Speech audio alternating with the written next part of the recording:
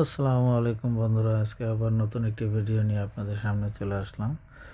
আজকে আমি আপনাদেরকে দেখাবো কুয়েতের সালমিয়া নামক স্থানে সায়েন্টিফিক সেন্টারের যে সৈকতটি আছে সেখানের পরিবেশটা দেখাবো। কত সুন্দর মনোরম একটা পরিবেশ, ঘোরাঘুরির জন্য আপনারা দেখতে পাবেন। ঠিক আছে, চলেন যাওয়া যাক। আমরা সায়েন্টিফিক সেন্টারের কাছেই চলে এসেছি, এখন ভিতরে প্রবেশ করব। এটাই সায়েন্টিফিক সেন্টার, এটা হচ্ছে তার পার্কিং এরিয়া।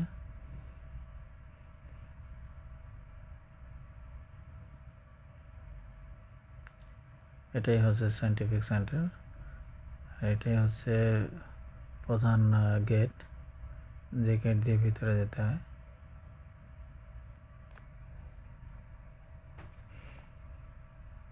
গাড়ি যারা নিয়ে আসবেন, গাড়ি পার্কিংয়ের জন্য সুন্দর ব্যবস্থা রয়েছে গাড়ি পার্কিংয়ের। তবে এখানে গাড়ি পার্কিং করতে হলে কিন্তু আপনাকে টাকা পে করতে হবে।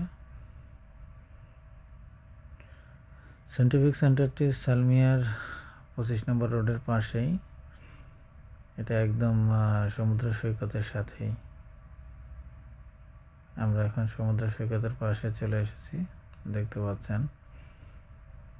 মাশাআল্লাহ, কত চমৎকার একটা সাগর, যেন মনে হচ্ছে ঘুমিয়ে আছে সাগর। শান্ত একটি সাগর।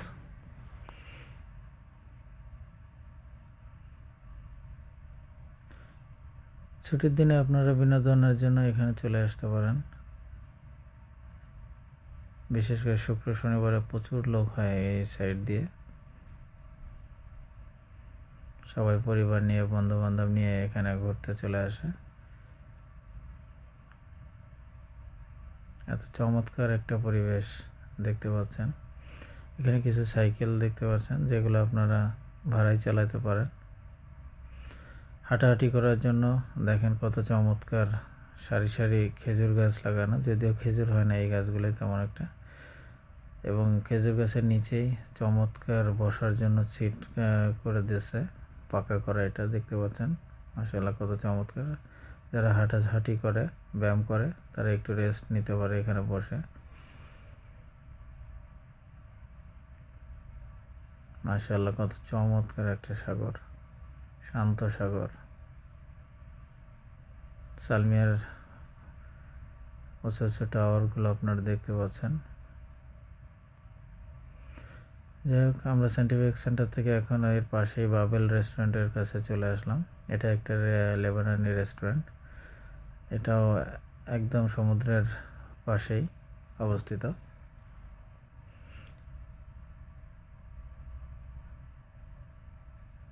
আর যারা এখানে হাঁটা চলাফেরা করবেন, ঘোরাঘুরি করতে আসবেন, এখানে কিন্তু নামাজ পড়ার জন্য মসজিদ আছে একটা।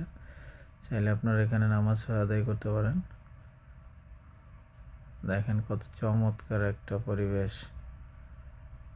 এখানে দুইটা বিড়াল দেখতে পাচ্ছেন, কত চমৎকার। ওরাও ঘোরাঘুরি করছে, ওরাও হয়তো প্রকৃতির ঠান্ডা হাওয়া খেতে এসেছে।